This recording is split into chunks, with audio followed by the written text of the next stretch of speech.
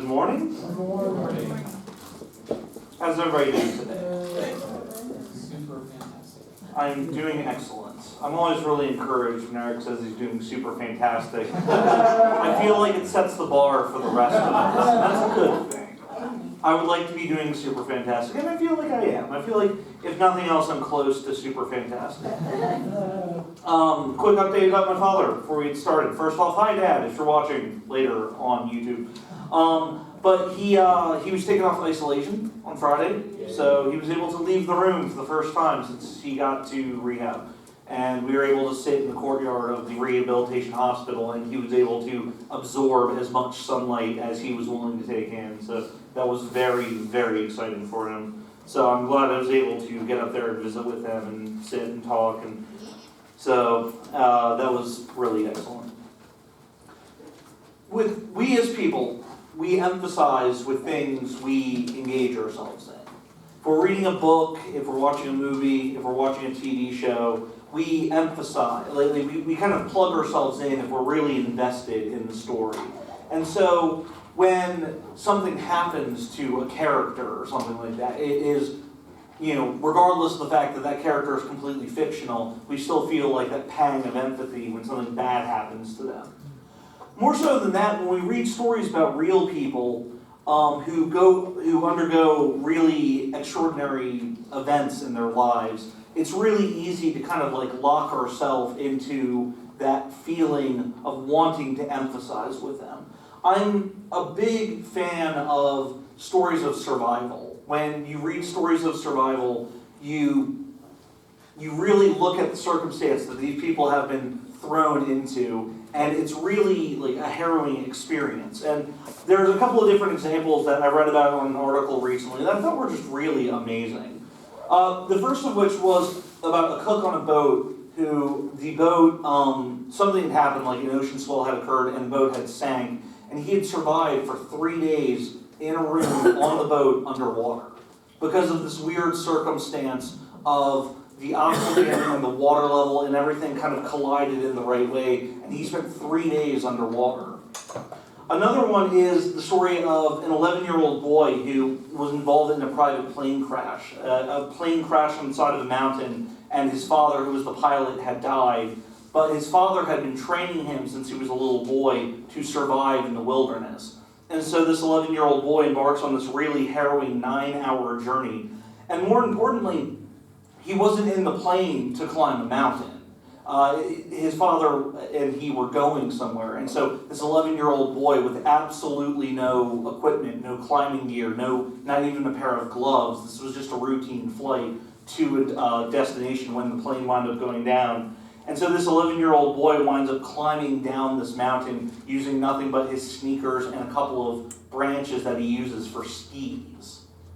And we read things like that, and we think about the things that I could tell my own harrowing story about how I made it to the end of the day on Friday. And it was really tough, and it got really dicey around 3 o'clock, and I wasn't sure if I was going to make it to the afternoon. But by golly, I made it. Do you think I could publish a book about that? Would you read that book? Probably not. But I appreciate the support. And so it's one of those things that you look at those harrowing situations, and you wonder, where does this indomitable will to live come from? Because we as humans are extremely fragile beings. Not just on an emotional or psychological level, but just on a physical level. I mean, we're susceptible to pain, we're susceptible to injury, to poison, to death. There are things that, there's not a lot it takes to take down a human being.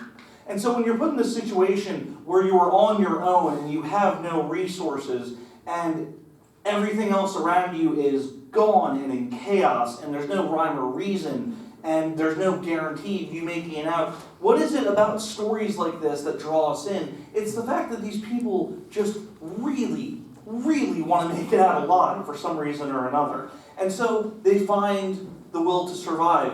As far as the person who was trapped in the boat, he was just trapped there for 3 days with the water rising, and it was cold and uncomfortable, and he had no food, and he had no light, and he had no water. But he managed to just hold on long enough and really scare a rescue diver, because the company who had owned the boat had assumed after 3 days, that's pretty much it. There weren't going to be any survivors. This is our recovery mission. And a diver goes in, and there's this guy just banging on the wall with a hammer, trying to get somebody's attention. And we look at things like that, and the human spirit is so much more remarkable than our physical traits. When you look at what we can do as people, even the most amazing of people, the top athletes in the world, the top minds in the world, just the fact that we possess the ability to keep on going, to survive, despite whatever circumstance comes against us. I spoke last time about the idea of our communication with God, and how are we really asking God? Like, when we ask God a question, are we really asking God, or are we just kind of filing a demand in the form of a question?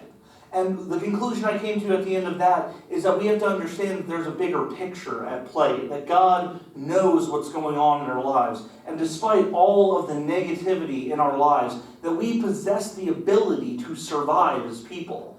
And that's the idea that we're going to be exploring today. We're going to be looking at Romans chapter 5, starting in verse 5. Talking about where our endurance comes from as Christians. Now that we know that there's a big picture at play, that God knows what's going on in our lives, and that we have the ability to make it, we have to ask ourselves, how do we get to that point? How do we get to the point where we endure long enough? How long is long enough?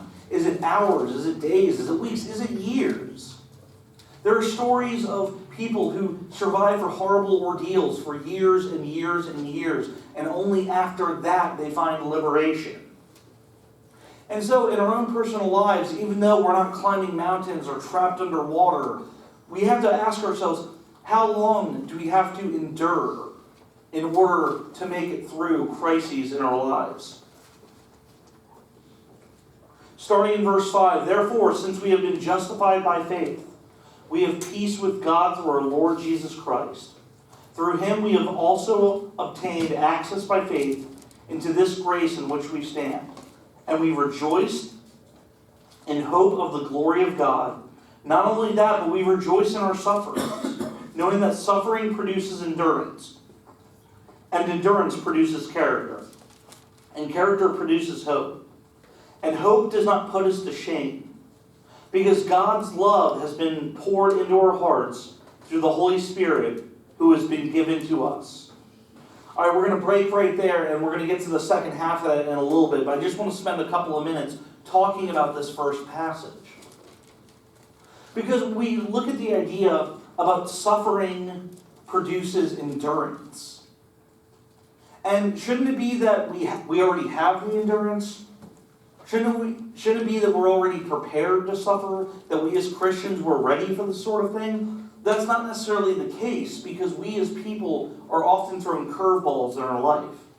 The people who survived in stories like this had zero intention of being put through situations like this when they got up that morning. When we get up in the morning, our day can take interesting and unusual and tragic turns.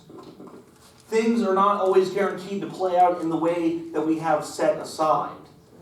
When we look at the grand plan for what our day or what our week or what our month or what our year is going to be like, we are often surprised and offended by the way the universe treats us. We are often caught off guard when tragedy strikes us. And so then, in that moment, we must ask ourselves, how are we going to get through this? How are we going to get through the problems that we're going through on a day-to-day basis, especially when they catch us off guard, and especially when we're surprised by it. And so, there's a multi-step process here that's talked about in this passage from Romans, talking about how suffering produces endurance, and endurance produces character. Character, ugh, there's that word I don't like. Do you know why? Because everything as a child builds character. Anytime something bad happens to you, I remarked it often, I believe it was the comic strip Calvin and Hobbes, that young Calvin went through this on a regular basis, where something horrible would happen, and his father would say, it's okay, it builds character. And often, like, not that I was this profound, but the attitude I had as a child was I didn't want to build character, I wanted to have character. I wanted to be done building character, and I wanted the character to be established so that we could get on to the next part. And so when we think about what it is to build character, it's something we hear a lot. People who play sports hear it all the time. Oh, you got injured, builds character, And so things like that. Character is all about experience that we have, that we use to mold ourselves into the person that we become. But we as Christians, we're always growing, we're always learning, we're always evolving. It's one of those things that we as people can always learn more. We're not just here on Sunday morning so we can sit around and we can agree with each other and we say, yes, God is great. And yes, God is great. I'm not here to debate that point. But we're not just here to sit around and agree with each other. We're here so that we can learn from one another, so that we can be inspired by one another. So that tomorrow, when that curveball hits you, you'll be a little more prepared than you were before today. And so endurance produces character, and character produces hope. And hope does not put us to shame. Hope is the goal that we are striving for in this example. Hope that God will take care of us. Hope that we will have the answers. Hope that we will get through whatever circumstance we are striving to get through. The common theme of the last couple of lessons that I've taught have been on this topic, the idea of how do we get through these things. Because if you guys haven't noticed, there's a lot going on in my life right now. And it's one of those things that I look at that and I say, well, what do I want to talk about? What do I want to research? What do I want to tell people? And I want to tell you guys, it's going to be okay.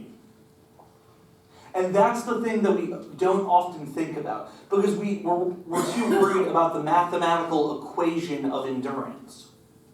Well, how much time does it take to get here? How much effort do I have to include on it? What do I have to do to get to this point? We're looking for the quickest, fastest, most logical answer. And we're not focused on the most important aspect of the equation, and that is, it is going to be okay. And that's the thing that I need to understand and you need to understand today. That there will be a time. I tell myself this every single year when we're getting ready to start inventory at my job. I tell myself, I sit down on that first day that I know it's going to be 12 to 14 hours and we're doing this all weekend and we're not going home to relax. We're just going home to sleep enough to come back into work. And I sit down and I tell myself, this is a finite period of time, and we're going to get through this. And there are things, even as early as this past week, where you look at the clock and you just wonder, when am I going to endure through this? How am I going to get through this? And you don't think about the simple truth that God is going to take care of us, and it's going to be okay. And if you can get to that conclusion, then the equation doesn't matter. It doesn't matter how long we have to suffer. It doesn't matter how long we have to endure these things. If we know that the outcome is regardless of what is going on, we are going to be okay, then we will possess the ability to endure that circumstance. Jumping down to verse 6. For while we were still weak at the right time, Christ died for the ungodly.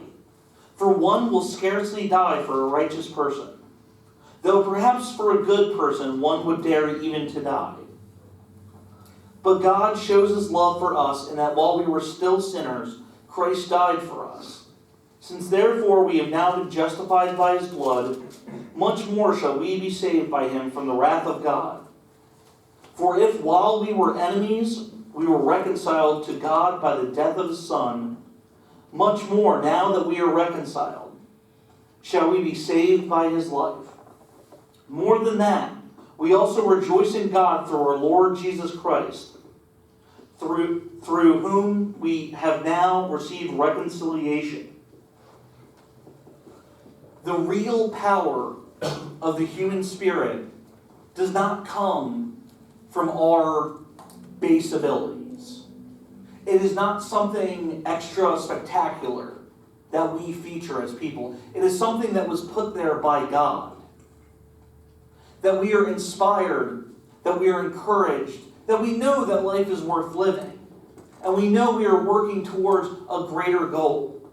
And that even if we suffer through this lifetime, there are people who get up every morning and they suffer every single day. And it's hard to imagine that because we as people, especially where we live now, in this country, in this time period, in this lifetime, I can say that I have bad days. I can say that I've had off weeks. I can say that I've had a year that didn't go my way. But a lifetime of suffering is something I couldn't possibly imagine. I could not possibly imagine that, to suffer every single day. But the encouragement here is that even if we do suffer every day, that we are working towards a goal, that we are working towards being closer to God. God shows us His love for that while we were still sinners, Christ died for us. Not because we were exceptional, not because we were great, not because we were okay, not because He felt sorry for us, not because we deserved it. That's the really tough pill to swallow. I think I lead a pretty good life. I help my family, I work hard, I do the stuff I do here at the church. I feel like I've hit a pretty okay checklist, but none of that dictates me being saved. But more so, what that means is that it is a gift for everybody. Not based on economic stance, not based on geographical location, not based on age, not based on race. The gift that Christ died for us was so that we could be reconciled, so that we could be liberated from our sin, so that it could be cast aside. And it's one of those things where, when we look at that, the death of one for the survival of many. Christ died. Christ went through this horrific death so that our survival could be guaranteed, so that our debt could be paid, so that when we are done suffering, so that when we are done with the only two guarantees in life, death and taxes. When I think about doing away with death and taxes, it doesn't matter what other benefits I get from that. If I can get rid of death and taxes, we're off to a pretty good start, people. And so we look at a life beyond this one. We look at what reconciliation is. It means to be saved. It means that we have come to this inevitable conclusion that Christ's sacrifice is so that we can continue on past this life. So that we can continue on in a place where there is no suffering, and there is no illness, and there is no employment, and there is no whatever else we have to go through. When you came in here this morning, I bet there was something going on. I'm a pretty intuitive guy. I've got the book smarts. I've got the intuition. And I bet there was something going on in your life when you walked in here this morning. And so more so, if nothing else, I've always got the one thing I want you guys to take away, the one thing that if nothing else is absorbed, I've always got the one thing I really want to hammer on. And I really just want to hammer on the fact that, guys, it is going to be okay, and we're going to get through this together. Amen. And it's one of those things where when we look at that, when we look at what is going on in our lives, the real power of the human spirit, that real endurance that we have, comes from the gift of Jesus Christ. So that when we suffer, we can endure through it. And when we endure through it, we can build character, and we can learn, and we can grow, and we can become stronger in our faith. And then finally, we can achieve hope. And know that no matter how long the suffering, no matter how long we have to go through something in our lives, no matter how long that trial or tribulation lasts, we will inevitably get through it. And we will be the better for it. And that's the other tough pill to swallow. Because like I said, I don't want to build character, I just want to have it. But that by definition is not character. Character is experience. Character is things that we go through. It is things that we endure through. It is the tough decisions we have to make. It is the inevitable goal that we shoot for, to be more connected to God, to be closer to Him, to have better character as Christians. And so that ultimately, that gift that has been presented for all of us, not just for this congregation, not just for the churches of Christ, but everybody.